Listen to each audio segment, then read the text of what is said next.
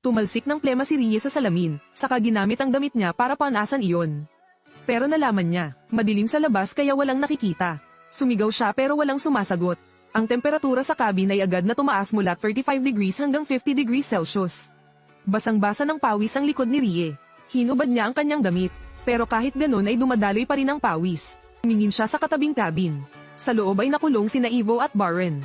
Ipinaliwanag ni Rie ang kasalukuyang sitwasyon kay Ivo. Kung hindi siya makalabas, mamamatay siya. Pero hiniling ni Ivo sa kanya na isara ang oxygen valve. Napatingin si Rie sa pader na katabi niya, nataranta siya sa van sa itaas nito. Nakiusap siya kay Ivo na pagbuksan siya ng pinto. Gayunpaman, umiling siya. Ipinaliwanag niya kay Rie, iba ang presyon ng hangin. Kung arbitraryo nilang buksan ang pinto, malalagay sila sa panganib. Hiniling ni Ivo kay Rie na takpan ang kanyang bibig at ilong. At lumikha siya ng pressure mula sa cabin sa tabi ng pinto. Tumataas ang presyon. Lumilitaw ang lahat ng mga sintomas. Nais ni Rie na manatiling kalmado. Ngunit hindi niya makontrol ang kanyang discomfort.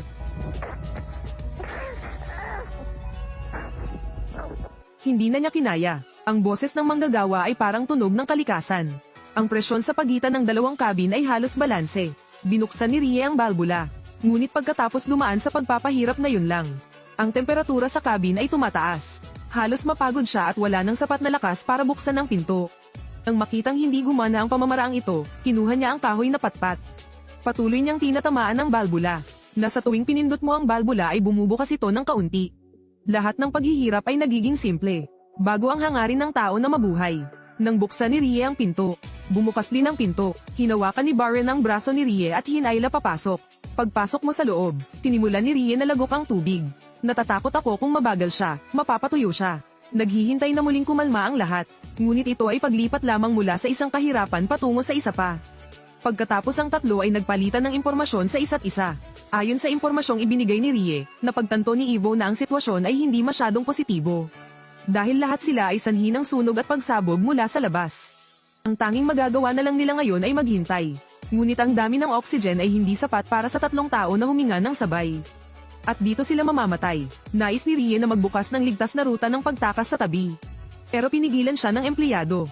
Dahil kapag ginawa mo iyon, ang nagniningas na apoy ay makakatagpo ng ilang natitirang hydrogen dito. Hindi lamang magpapalaki ng apoy, kundi maging sanhi ng mas mabilis na pagkamatay ng tatlong tao. Sa sandaling ito, biglang may naalala si Rie. Ang kanyang mga mata ay nakadikit sa cabin sa tabi ng pinto. Dahil lang may kislap ng pag-asa. Ngunit hindi niya gagawin iyon. Pero mas bumilis ang paghinga ni Rie. Ito ay isang senyales na ang hydrogen ay nauubusan na. Kaya habang natutulog ang dalawang lalaki, sinimulan niyang isagawa ang kanyang plano. Binuksan niya ang pinto ng cabin at nagising si Ivo. Nagsinungaling si Rie na gusto niyang pumunta sa banyo, ngunit hindi ito hinala ni Ivo at tinulungan pa siyang buksan ang pinto ng cabin. Hinayla ni Rie ang pinto ng cabin. Matapos makumpirma na hindi sumilit si Ivo, kinuha niya ang oxygen machine. Siya pala ang nagdala nito, upang maiwasang malaman ni Ivo at Barren. O para sa iyong sariling buhay. Kinuha niya ang pad, pagkatapos ay gustong i-lock ang pinto ng cabin. Ngunit gumawa ng malakas na ingay si Rie. Bago pa niya maisara ang pinto ng cabin, hinayla na siya ni Ivo palabas. Hanggang sa nakita nila ni Barren ang oxygen machine sa malapit ay naintindihan na niya ang gustong gawin ni Rie. Sinakaw siya ni Ivo. Nagpupumiglas ang dalawa sa isa't isa. Ngunit biglang namatay ang ilaw sa itaas. Sumandal si Ivo sa mahinang liwanag at itinali si Rie sa haligi.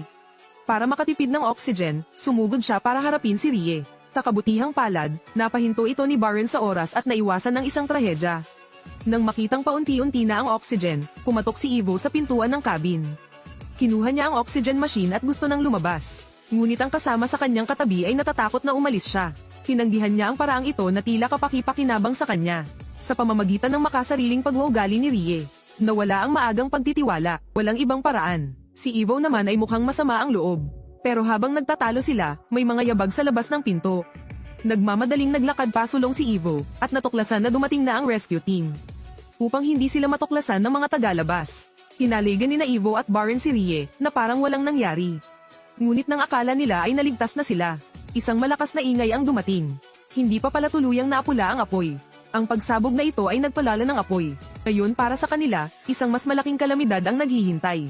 Nagbaba ng tingin si Rie. Nakita niyang natunaw ang kanyang sapatos. Sinakaw siya ng lumalabas na usok. Nang makitang paparating na ang kamatayan, binuksan ng mga kasamahan sa koponan ng emergency exit. Pumasok sila sa hindi pa tapos na lagusan.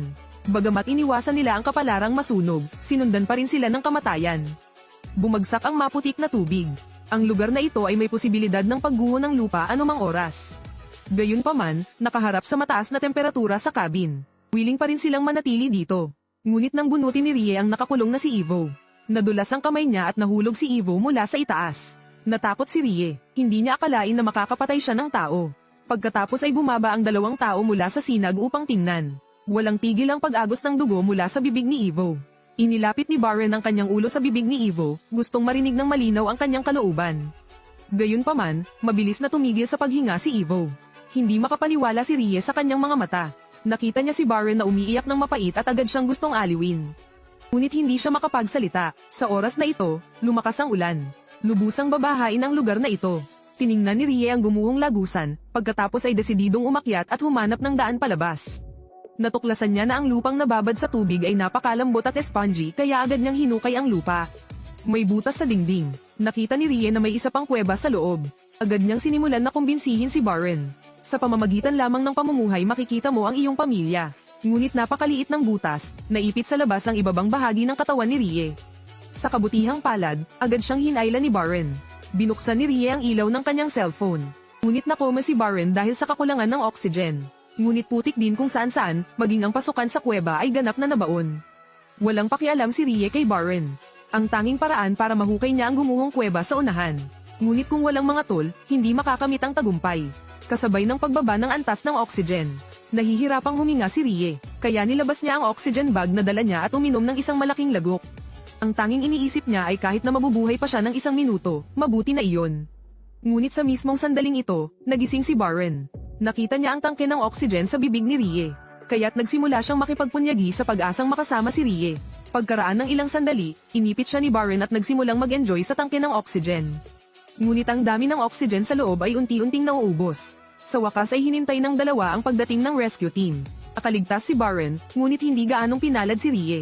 Ang mahabang panahon ng kakulangan ng oxygen ay nagdulot sa kanya ng pagkawala ng malay.